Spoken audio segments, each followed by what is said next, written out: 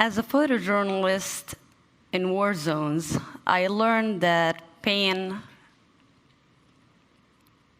and hope are never detachable. Like a bittersweet combination, life and death, regardless of place or time, are always glued together. I started my photography in Gaza City, a city that is literally fenced by a wire and concrete borders. Concrete borders that are rarely opened, permanently closed, closed under the occupation, closed under construction, closed under the ongoing siege. What you have then is one of the most densely populated cities where dreams are being buried. Youth are not able to breathe. And generation after generation, the Palestinians are inheriting the dream of liberating their city or their country. My journey started in 2008 when I stood on the rubble of my university after the Israeli warplanes patrolled the skies of Gaza and flattened the city to the ground within 90 minutes. In 2012, I stood by the rubble of my neighbor's house with no answer of why 6 members were killed. In 2014, I stood by the bleeding body of my daughter. Within folding and unfolding the layers of conflict, I realized that no one has a clue on how to overcome the man-made disasters. And the closer I looked, the less sense it made.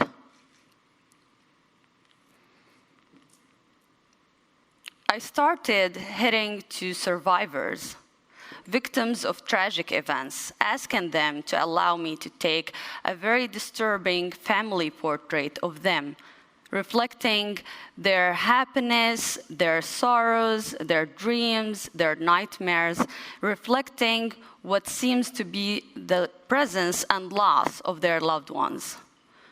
What helped me to do that is my frustration.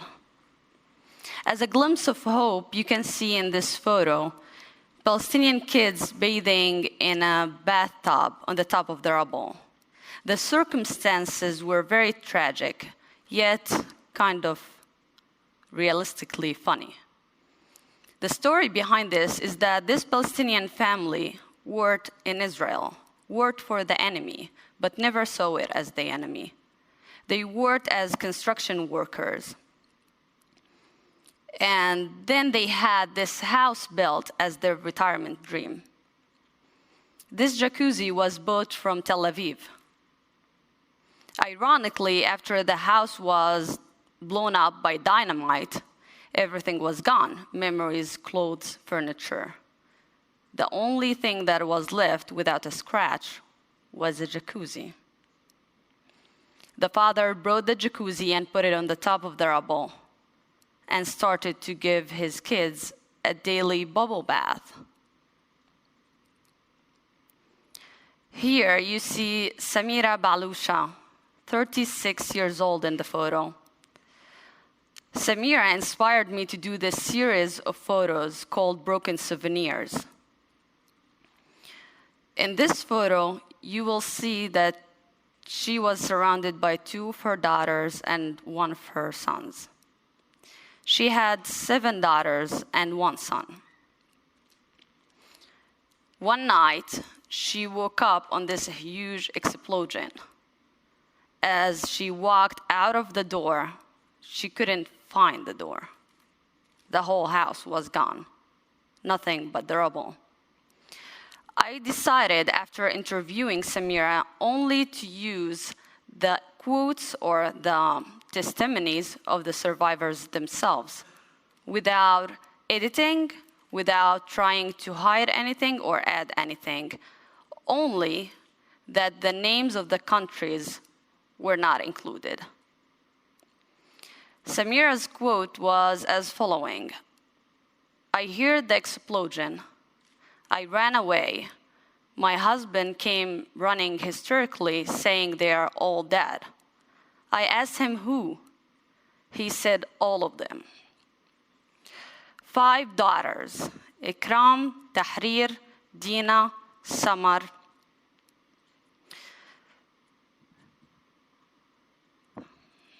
All of them dead."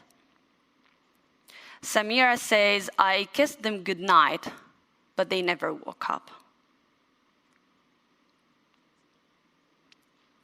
Safiya Buzor, 20 years old, lost her son, Mohammed.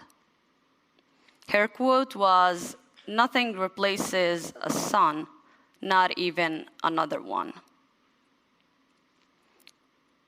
And I just manipulated the truth because that is Safiya. Would it change your judgment? Would it change your sympathy if the faces changed? Would it change the truth?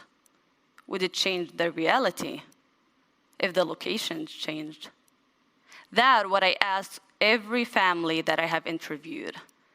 And the responses were fascinating. From Abu Zor family, 4 members were killed in one night. One of them were Muhammad, Safiya's son.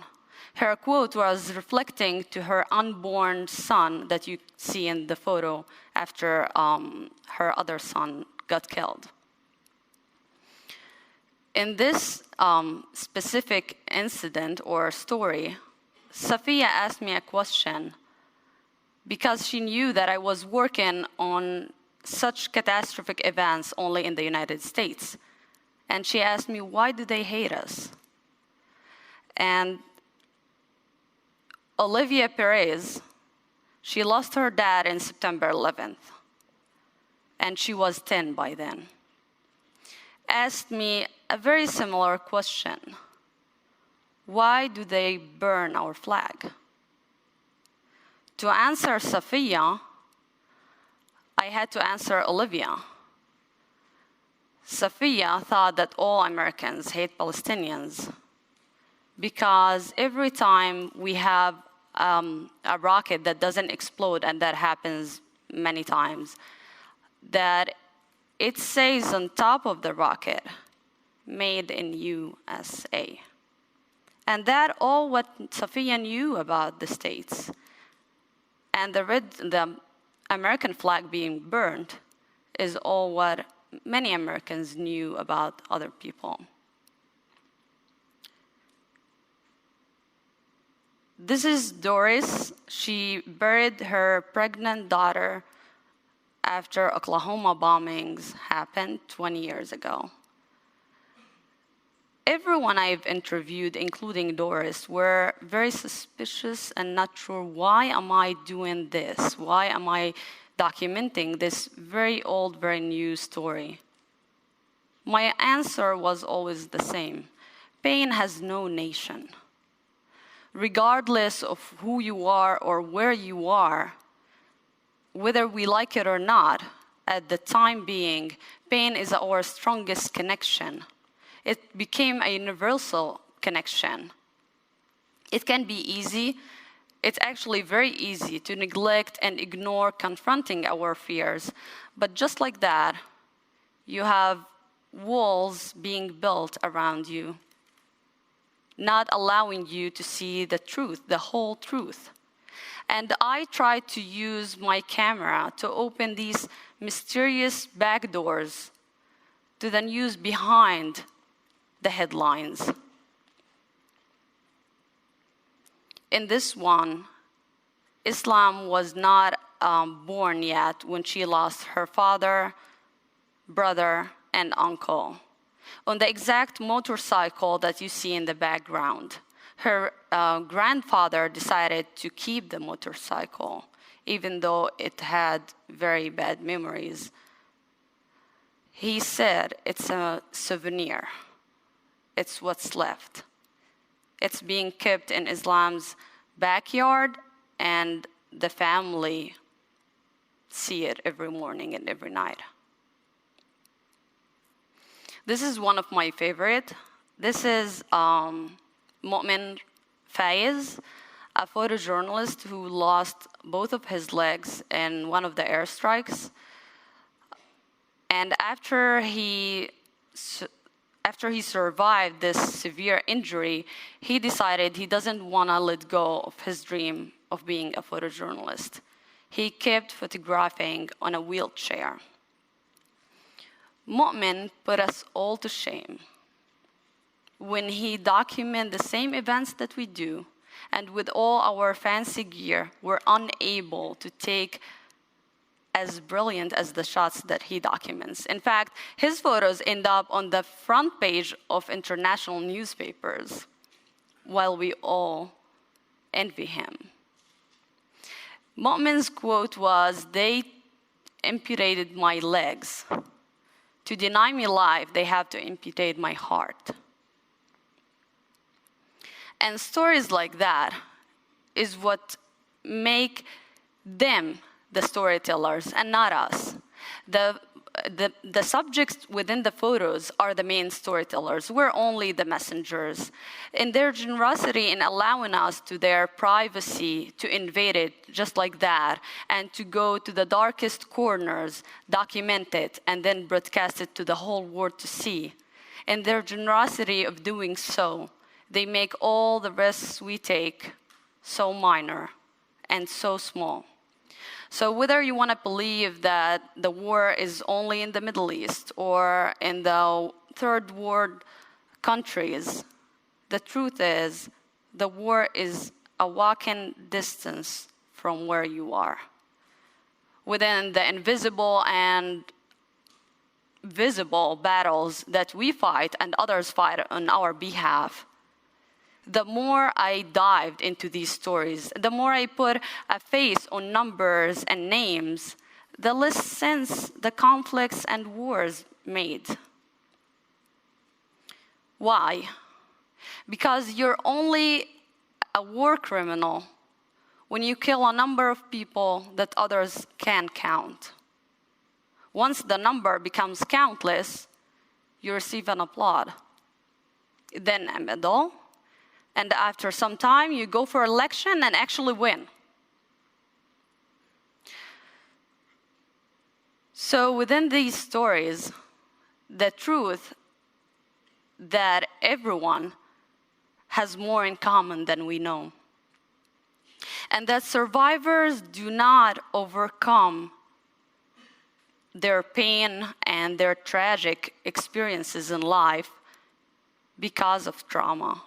They do so despite the trauma. That leaves us thinking